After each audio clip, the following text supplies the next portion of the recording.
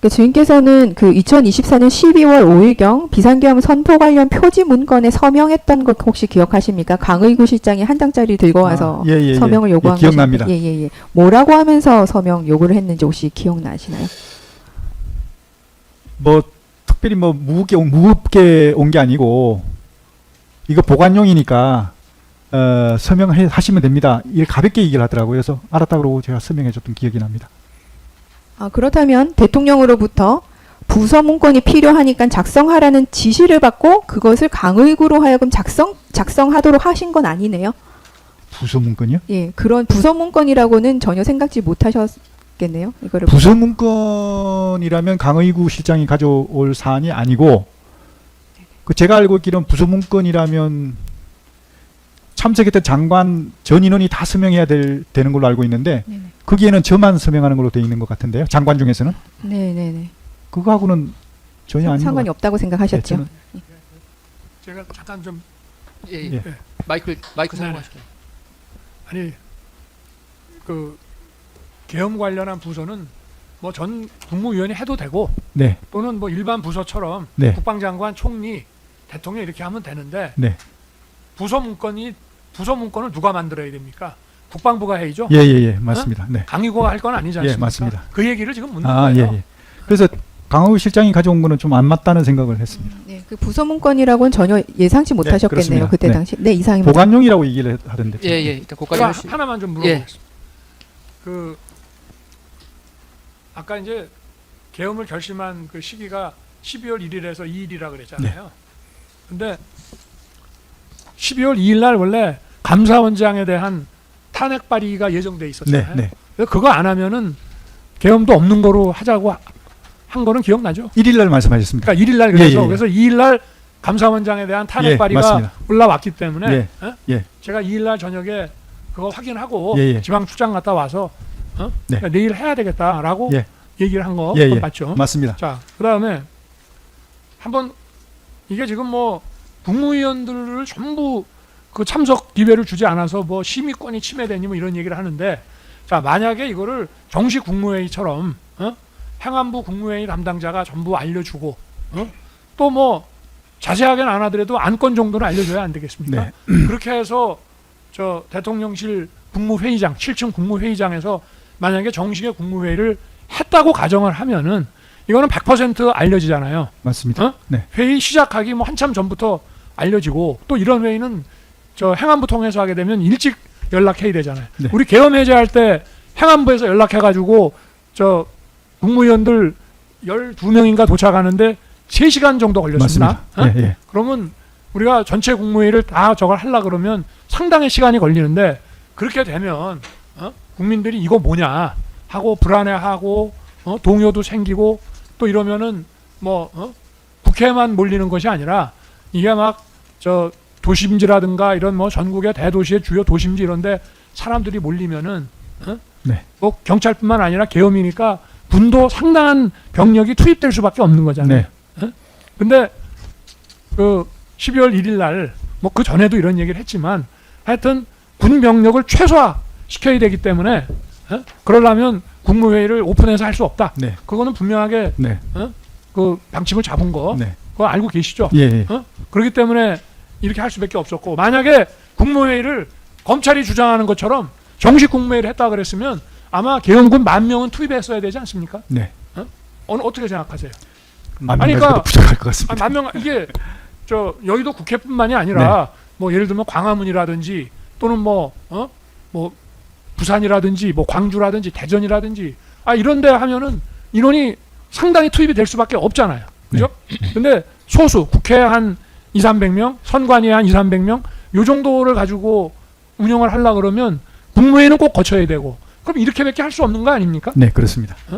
그리고 그 국회 그 계엄 해제가 신속히 이루어질 거라는 거에 대해서는 제가 한번 그 말이 저 우리 장관님하고 그 계엄을 검토하면서 나온 그 상황에 대해서 내가 한번 얘기를 해볼 테니 맞는지 한번 확인해 보세요. 선관위에 내가 보안 시스템 점검하러 들여보내라 그랬죠. 네, 그때 그렇습니다. 장관님이 그 저기 뭐야 그럼 이 사람들 선관위 직원들을 조사도 해야 됩니까? 라고 네. 저한테 물으셨어요. 예, 물었습니다. 그래서 제가 아니 무슨 소리냐? 이거 길어봐야 반나절 하루면 저 야당이 지금 계엄하니 안 하니 하면서 저 국정감사 때도 막 계속 빌드업을 해서 자기네 비상 대책까지 세워놨을 텐데 이거 아마 들어가면은 짧으면 몇 시간에 길어봐야 반나절 하루인데 사람 조사할 시간이 어디 있냐? 그런 거 하지 마라. 금방 해제된다. 그렇게 얘기. 예, 말씀하셨습니다. 저 계엄 해제가 금방 될 거라고 제가 얘기를 했죠. 예, 예. 그러고 계엄 해제한 다음 날 내 전화를 장관님한테 드렸는데 뭐 여인영 사령관이 뭐 경찰에다가 누구 소재 파악 어쩌고 얘기를 한 게 언론에 났기 때문에 내가 장관님한테 전화해서 계엄 금방 해제된다고 그랬는데 주요 인사 소재 파악이라는 걸 도대체 왜 했냐고 제가 막 따져 묻지 않았습니까? 네. 그랬더니 계엄 해제는 하더라도 준비하는 사람으로서는 동향 파악할 수밖에 없어서 제가 매뉴얼대로 제가 해야 된다. 네, 제가 좀 잘못한 것 예. 같습니다라고 얘기를 저한테 예. 하셨잖아요. 그러니까 계엄이 신속하게 해제된다는 거는 예상하면서 검토한 거는 맞죠. 네, 맞습니다. 예, 그 정도 하시고. 예, 검사 측 반대 신문 할 거 있으신가요? 네.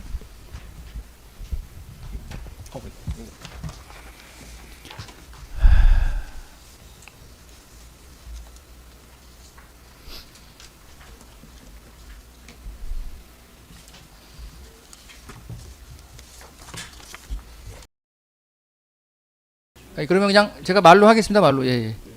일단 그 공수장 변경 신청 관련해서 그 김신 관련 부분은 일단 저희가 허가 여부를 보류했는데 그 보류한 이유가 나중에 뭐 찾아보시면 되겠지만 그 대법원 결정 판결 중에 일단 재판에 대한 불복은 원래 이제 재판의 주문에 대한 것이어야지 재판의 이유만 다투는 건 상소가 허용되지 않는다. 뭐 그런 이제 그 결정내가 있는데 그래서 아시겠지만 김신 관련 부분은 지금 원심이 주문이나 이유 무죄를 따로 이렇게 선고하지 않지 않았습니까? 근데 지금 검찰이 김신 부분에 대해서 항소이유세 항소이유로 삼은 거는 어쨌든 이유 무죄를 선고한 걸로 보고 항소하신 건가요? 네. 예.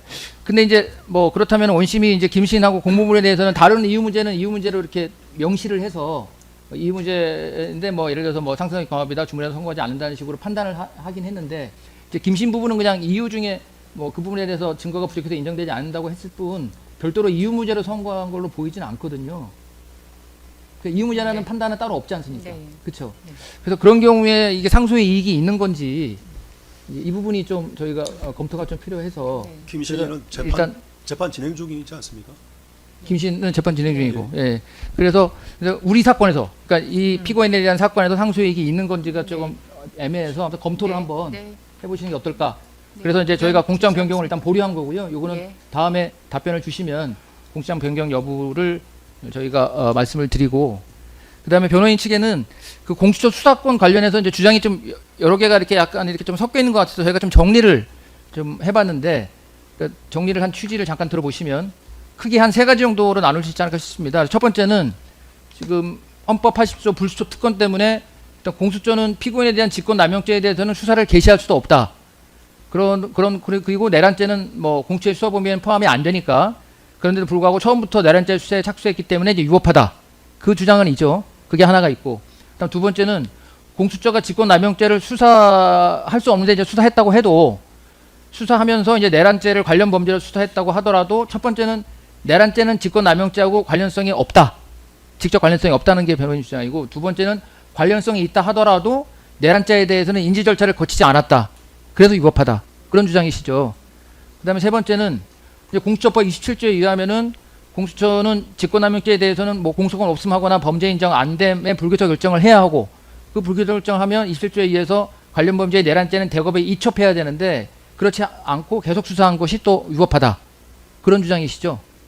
그래서 저희가 보니까 크게 대별을 하면 이렇게 수사권 없다는 주장은 크게 이렇게 세 가지 정도로 정리가 될 것 같은데 뭐 그 정도 하면 되겠죠. 네. 예. 근데 그거를 이제 하면서 보다 보니까 검찰이 낸 25년 12월 6일자 특검 그 의견서가 있는데요. 지금 화면이 안 나오는데 그 262, 263면을 보면 이게 2017년 아시겠지만 박근혜 대통령 국정농단 특검 있지 않았습니까? 그때 피고인이 그 수사팀장으로 아마 계셨던 것 같은데 이제 검찰이 낸 뭐 자료에 보니까 그렇게 돼 있어서, 근데 그때는 박근혜 대통령을 뇌물죄의 피의자로 입건해가지고 탄핵 결정 이전에 수사를 마치고 이렇게 대검에 이첩했다는 그런 자료가 나오더라고요. 그러니까 바꿔 말하면 그 당시에는 탄핵 이전에 이미 수사를 개시하고 수사를 끝내서 뭐 대통령에 대해서도 수사를 했다는 그런 취지로 지금 검찰이 자료를 낸 건데. 그게 아니고요. 예. 그 당시에는 박근혜 대통령을 조사도 못했고, 그러니까 압수수색은 하지 않았습니까? 압수수색도 저희가 그러니까 공범들 예를 들어서 그 뇌물을 제공한 측, 뭐 삼성이라든지 뭐 이런 사람들을 조사는 했지만 박근혜 대통령에 대해서는 뭐 수사를 한 적이 없습니다. 네. 그 뇌물죄 수사가 아닌가요? 그러면 그게? 아니 근데 글쎄 뭐 공범 예를 들어서 뭐 직권남용에 공범이 있어서 그 공범을 조사한 거야 그건 할 수 없는데 예. 근데 대통령에 그거를 지금 대해서 뭐 저 압수수색을 하거나 뭐 대통령을 저 조사하거나 저 그런 거는 예. 안 했습니다. 그거를 지금 네. 특검이 의견서에도 이제 구체적으로 네. 이렇게 주장을 하고 있어서 네네. 그래서 그것도 필요하면 뭐 왜냐하면 저희 생각은 이거거든요. 대통령이 퇴직했을 때 수사를 할 수 있기 위해서 그러니까 그 공범이라든지 뭐 이런 걸 조사를 해서 증거 보존 정도 차원의 그 저 수사는 진행할 수 있지만 대통령을 상대로 직접 뭐 직권남용이든 뭐 뇌물이든 그 조사를 한다거나 또는 강제 수사 뭐 압수수색이라든가 체포가 이런 거는 불가능하다는 생각을 했기 때문에 그때도 조사를 받는 게 좋지 않겠냐고 변호인한테 얘기했지만 뭐 처음에는 조사를 받겠다라고 하다가 뭐 못 조사하려고 받겠다. 하신 거네요, 그러면? 아니요. 그러니까 자발적인 조사를 저 받을 생각이 있느냐 그래서 뭐 한번 생각해 보자 했다가 못 하겠다 이래가지고 저희가 조사 제가 이거를 지금 뭐 물어보는 취지는 네. 지금 변호인은 실형 일관 어쨌든 대통령은 불소 특권 때문에 수사조차도 할 수 없다고 주장을 하고 계시니까 이제 그 주장의 취지가 어떠한 것인지를 좀 분명히 하자는 취지에서 수사라는 제가 게 다시 한번 이겁니다. 말씀을 드린 거니까. 그 증거 보존의 어떤 뭐 이런 거라면 할 수 있겠지만 직접적으로 저 강제 수사라든지 뭐 체포, 압수수색 본인이 자발적으로 받겠다고 하지 않는 거를 뭐 강제로 막 부른다거나 예. 그건 안 된다. 그거는 나중에 한번 저희도 그래서 대검에 보내고 정리해서 결국은 중앙지검에서 처리를 했습니다. 네, 정리해서 의견서로 내시면 한번 정리해서 정리해 내겠습니다. 내면 저희가 한번 검토하고요. 왜냐면 이제 어쨌든 특검에서 주장하는 게 있는 거에 그거에 대해서 변호인 측 입장이 어떤 것인가, 피고인 측 입장이 어떤 것인가 뭐 확인하기 위해서 말씀을 드렸던 거고. 그다음에 아까 잠깐 나왔지만 그 국무회의는 지금 이번에 이제 의견서에서 9시경에 하기로 했다. 이제 그런 말씀을 하셨는데 혹시 이렇게 9시에 이 비상계엄 관련해서 9시에 국무회의를 했다는 것은 종전에도 주장한 적이 있습니까? 아니요, 그때는 명확하게 주장을 이제 국무회의를 좀 일찍 하려고 하다가 그 저 총리하고 외교부 장관이 자꾸 이렇게 이의 제기를 많이 해서 그거 설명하다가 늦어지다 보니까 결국은 계엄 선포 대국민 담화도 또 30분 늦어진 거거든요.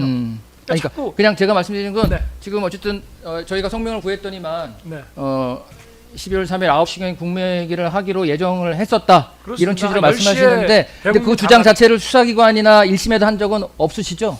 글쎄 그 잘 기억이 안 나는데 하여튼 뭐 조사 119 사건에서 증언이 있었던 걸로 기억되는데 한번 네. 119 아, 사건의 그래요? 증인신문 조사 한번 예, 찾아보겠습니다. 하여튼 늦어졌다. 예. 그죠? 네, 근데 좀 지금은- 일찍 하려고 했다 이거. 지금은 우리 공수사실은 아시겠지만 이제 국무위원 심의권 침해이기 때문에 이제 뭐 피고인이 국무회의를 이제 개최할 의사가 있었는지도 이제 그 중요한 하나의 그 판단 요소로 지금 검찰을 주장하고 또 1심이 그렇게 판단을 해서 제가 확인하는 것이고 그래서 아까 말한 것처럼 소위 말하는 주요 핵심 국무위원 5명 피고인하고 김용현 장관 외에 5명을 이제 불렀던 것이고 근데 5명 가지고는 당연히 개의 정족수가 안 돼서 추가로 부르긴 했는데 근데 보니까 추가로 부른 건 9시 이후잖아요.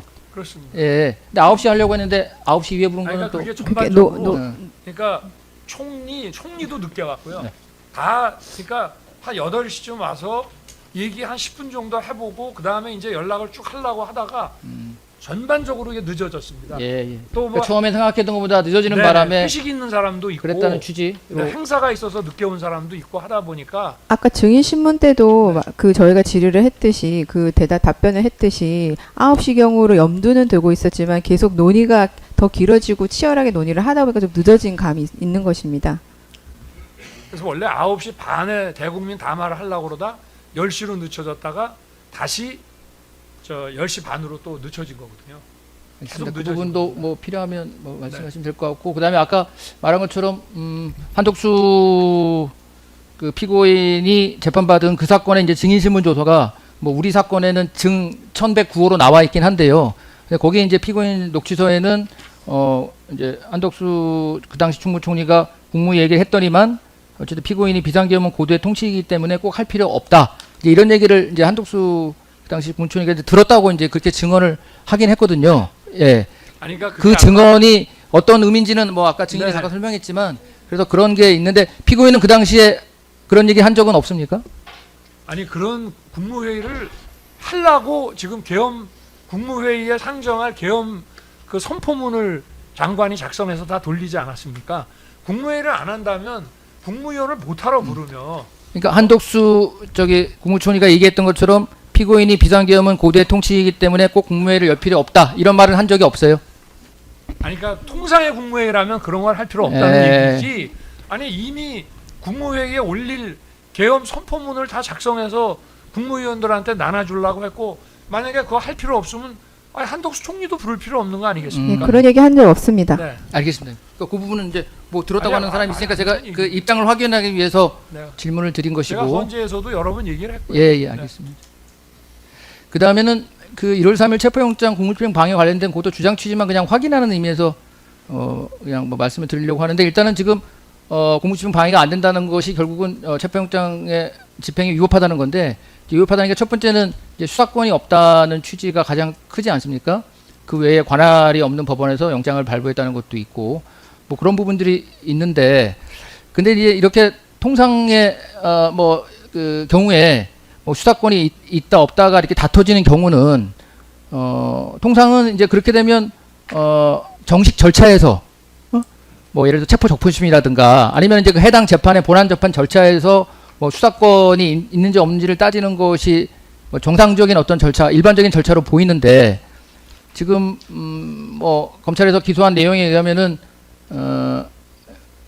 이제 피고인 측이 결국 공무집행 방해가 된 것은 이제 피고인 판단에는 그 부분이 수사권이 없기 때문에 우리는 응할 수 없다고 해서 그냥 결국 응하지 않아도 지금 이게 문제가 되는 거지 않습니까? 아닙니다. 근데 그것뿐만이 그거 아니고 관련해서 네. 그 관련해서 뭐 아시겠지만 검찰청법이 22년 5월에도 개정이 되면서 왜 검찰의 수사권이 이제 이대 범죄로 축소되지 않았습니까? 네.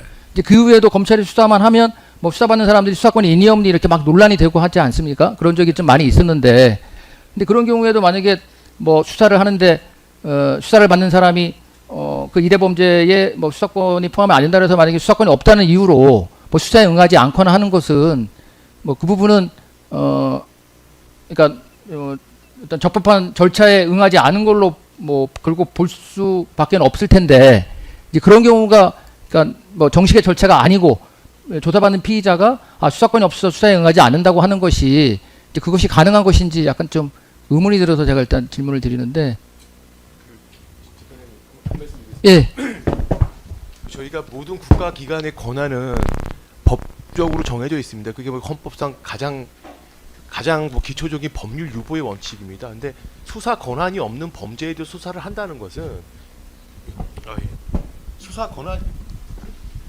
수사 권한이 없는 범죄에 대해서 수사를 한다는 거는 그냥 정말로 이제 그 국가기관의 권한을 남용하는 거고 사실 예. 법률적으로 무효입니다. 그 무효인 행위에 대해서 거부하는 것을 형사적으로 근데 이제 처벌한다는 거는 어쨌거나 수사권이 있다고 해서 일단 법원이 영장을 또 발부했으니까요. 그러니까 제가 구속이 됐죠. 네. 구속이 됐는데 공직방으로 하려고 그럴 때는 따져봐야 된다는 것이고 네, 그렇습니다. 그리고 그러니까 그게- 그거보다도 지금 여기서는 증인 신문을 직접 못 들어보셨지만 1심에서 이제 박종준 경호처장의 그 증언 그 증인 신문 조서 이렇게 다 보시면은 이미 경호처에서 법률 검토를 다 했습니다. 그래서 체포를 자기네가 저지는 못한다. 그러나 여기는 경호구역이고 군사시설 보호구역이기 때문에 경호처장이 얼마든지 이거는 수색은 거부할 수 있다. 그래서 자기들이 법률 검토를 이미 법무관을 통해서 변호사를 통해 다 했고요.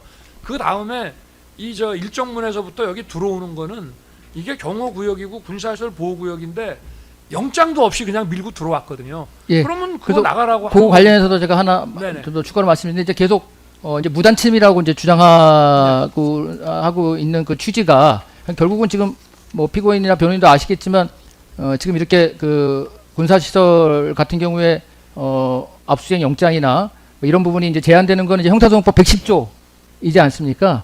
예, 110조에 이제 그 결국 국가의 중대한 이익을 해야 하는 경우인지 아닌지 이제 이런 부분이잖아요.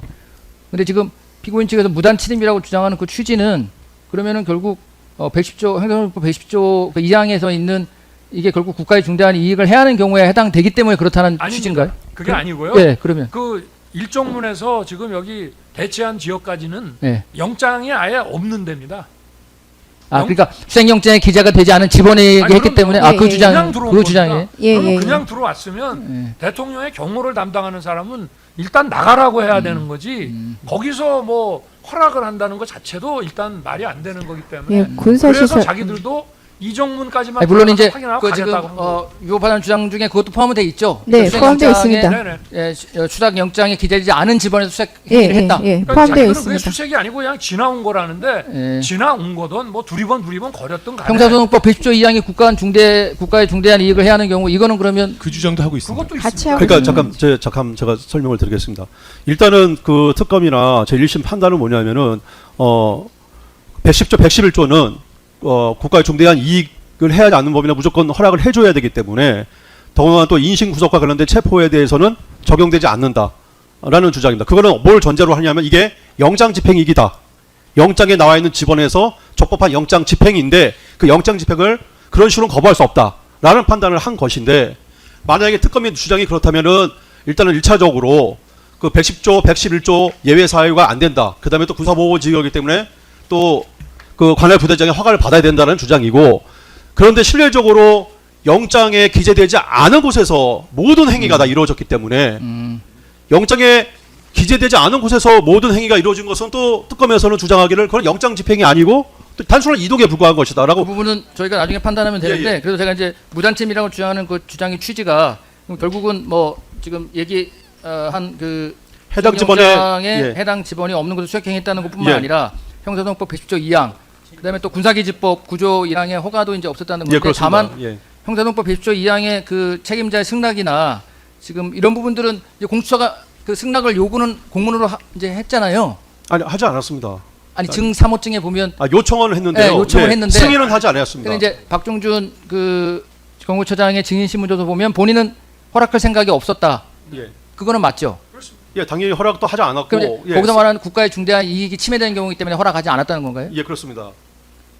아니 지원도 없고 거기는 아예 영장도 없기 때문에 영장 그래도 아시겠지만 그 부분은 1심이 이제 국가의 중대한 이익을 해야 하는 경우가 아니라고 2심은 판단하지 않았습니까? 1심이 그렇게 판단해서 유죄가 된 거니까. 그러니까 저희의 입장은 뭐냐면은 그 중대한 이익이 침해되지 않는다라는 판단 전제는 영장에 기재된 집원 안에서 수색이 이루어졌을 때 그거는 저희가 또 수긍하고 받아들일 수 있다는 겁니다. 그렇지만은 영장에 기재된 그 범위 안에서는 그러면 예, 뭐 국가의 중대한 이익에 뭐 이 그걸 사건에서 별도로 관계없다는 다투기는 하겠지만은 음. 뭐 그걸 가지고 법리적으로 저희가 또 뭐 저희 주장이 막 뭐 저거 하다 그 법리적 다투기는 합니다. 예. 다투기는 한데 다만 저희가 주로 다투는 거는 영장에 기재되지도 않은 곳에서 집행이 이루어졌기 때문에 그 부분은 당연히 그러니까 제 말은 그 주장을 그래서 이제 뭐 이렇게 주장이 여러 가지가 있는데 일단은 1심의 판단은 그 부분은 100조 2항의 국가한 중대한 이익을 해야 하는 경우로 볼 수 없다는 게 지금 1심의 판단이잖아요. 그러니까 그러니까 그거에 1심의 비춰서 예. 좀 주장을 좀 정리해달라는 네, 그런 제발- 취지입니다. 예. 그 말씀에 대해서 한 가지 말씀을 드리면 그 110조의 국대한 중대한 이익을 해야 하는지 여부의 판단은 사후적으로 법원의 판단을 통해서 적법하다 위법하다가 정해지는 것이 아니라 사전적으로 책임자의 승낙이라고 되어 있기 때문에 그 책임자의 승낙을 기준으로 정해져야 되는 것이고 책임자의 승낙이 사후적으로 뭔가 그 재량권의 범위를 일탈했다고 하면은 그 부분에 대해서 어떠한 사후적 법적 조치를 취할 수 있을지언정 책임자의 사전적 승낙 없이 그냥 들어오는 거는 위법하다는 것이 책임자는 일단 제 취지입니다. 거부한 건 맞죠? 네, 거부한 것이 맞기 때문에 네. 사실 압수수색을 못 해야 되는 것이 정상이지 이제, 않을까. 이제 거부한 것이 이제 정당한지 여부는 이제 문제가 되니까요. 지금 문제가 되니까. 예. 근데 그런 부분들에 대해서 이게 왜 그러면 국가의 중대한 이익을 침해하는 경우에 해당되는지 이제 그런 부분들을 좀 주장을 거기에 맞춰서 정리해 달라는 그런 얘기고. 어떻게 판단하든지 간에 그 경호를 담당하는 사람이 여기에는 굉장히 중요한 시설들이 많기 때문에 자기가 판단해서 이걸 거부했는데 그거를 공무집행 방해죄라고 형사범죄로 다룬다는 거는 그거는 좀 상식에 좀 안 맞는 것 같아요. 예. 근데 뭐 아시겠지만 지금 뭐 우리 법상 만약에 현직 대통령이 일반적인 경우에 대통령은 내란죄라도 현직 대통령은 또 조사할 수는 있잖아요. 내란죄 같은 경우에는 직권남용은 못하지만 근데 그런 경우에 만약에 실제로 그런 문제가 생기면 그러면 이제 당연히 만약에 그 내란죄 조사를 위해서 어떠한 강제 수사 이런 걸 할 수 있을 텐데 이제 그런 경우에 경호처장이나 책임자가 들어오지 못한다고 한마디 하면 더 이상 강제 수사를 못한다는 것도 그것도 좀 아니, 이상하지 그래서 않나요? 제가 그 다음번에는 그냥 체포에 응하고 사실상 들어갔지 예, 예. 않습니까? 그렇죠. 그러니까 그래서 두 번째는 지금 공무집행 방해가 아니, 아니고 물론인데, 첫 번째만 지금 기소가 된 네, 거니까. 첫 번째 논란이 있으니까 두 번째는 제가 그럼 그 논란을 잠재우고 더 이상 충돌 안 하겠다고. 그래서 하여튼 재판부가 들어간 요구하는 거죠. 것은 그 저기 12월 30일자 공무집행 방해 관련해서 피고인들이 그 주장하는 그 취지를 조금 더 지금 제가 말씀드린 어떤 거 말씀인지 포함해서 예, 예. 그렇게 정확히 하겠습니다. 정리를 좀 해주시고 가능하면 1심 판단에 그 판단한 것에 비춰서 어떤 부분이 1심 판단에 문제가 있다는 것인지 좀 예, 그렇게 그렇게 좀 하겠습니다. 정리해달라 그런 말씀. 예. 예. 체포방해 혐의 등으로 1심에서 징역 5년을 선고받은 윤석열 피고인의 항소심이 오늘 이른바 내란 전담 재판부에서 처음 진행됐습니다. 재판부는 신속 재판의 필요성이 있다며 효율적인 진행을 하겠다고 공언했는데요. 유서영 기자의 보도입니다. 오늘 오후 2시 서울고법. 경호처를 동원해 자신의 체포를 방해하고 국무위원회 심의권을 침해한 혐의 등을 받는 윤석열 전 대통령의 항소심이 열렸습니다. 내란 전담재판부로 지정된 형사 일부가 첫 재판을 시작한 겁니다. 앞서 1심 재판부는 체포 방해나 국무위원 심의권 침해 등 주요 혐의를 유죄로 인정하면서도 징역 1년에서 11년 3개월 범위의 중간값보다 낮은 5년형을 선고했습니다. 적극적으로 범행을 주도하거나 확정적인 계획하에 범행하였다고는 보기 어려운 점, 형사처벌을 받은 전력이 없는 초범인 점 등을 피고인에게 유리한 정상으로 참작하고 먼저 항소 이유 설명에 나선 내란 특검 측은 1심의 형량이 지나치게 가볍다고 주장했습니다. 윤 전 대통령이 범행을 전면 부인하고 납득할 수 없는 변명으로 일관해 대한민국 사법체계를 부정하고 경시했다는 점을 강조했습니다. 윤 전 대통령 측은 국무위원들의 심의권을 침해하지 않았고 공수처가 발부받은 체포영장은 무효라는 주장을 반복했습니다. 직접 발언에 나선 윤 전 대통령도 대통령 관저 경호구역을 허락도 없이 들어왔던 것이 내가 법률 지식이 많진 않지만 재판하면서도 납득이 안 갔다고 말했습니다. 오늘 체포방해 항소심 첫 재판은 지난 1월 1심 선고 약 6주 만에 열렸습니다. 특검법에 규정된 항소심 기간 3개월에 거의 절반이 지난 상태라 남은 한 달 반 안에 결론을 내는 건 사실상 불가능해 보입니다. 다만 재판부는 충실하고도 신속한 재판의 필요성이 있다며 항소심 쟁점은 정리한 만큼 증인 신청도 한 번에 맞춰달라고 당부했습니다. 재판 과정도 중계될 예정인데 지지자로 붐볐던 1심 재판 때와 달리 오늘 법정에 기자와 법원 관계자를 제외한 일반 방청객은 단 2명뿐이었습니다. MBC 뉴스 유서영입니다. 내란죄라는 엄중한 혐의 앞에서도 수사조차 제대로 이루어지지 않은 현실에 재판장 역시 답답함을 토해내고야 말았습니다. 법과 원칙이 바로 서야 할 법정에서조차 상식 밖의 상황이 이어지자 재판부가 직접 직격탄을 날린 셈이죠. 국민적 공분이 하늘을 찌르는데 왜 수사기관만 침묵하느냐는 날선지타가 타져나온 겁니다. 호락호락하게 넘기지 않겠다는 재판장의 서슬퍼런 경고는 결국 진실이 어디에 있는지 다시 한번 확인해 준 거죠. 권력들 숨어 정의를 피할 수 있다고 믿었다면 그건 크나큰 오산임을 증명한 순간이었습니다. 이제라도 법의 심판대가 제대로 작동해야 한다는 강력한 경고음이 울려 퍼진 것이나 다름없습니다. 이 영상에 공감하셨다면 구독과 좋아요 정중히 부탁드립니다.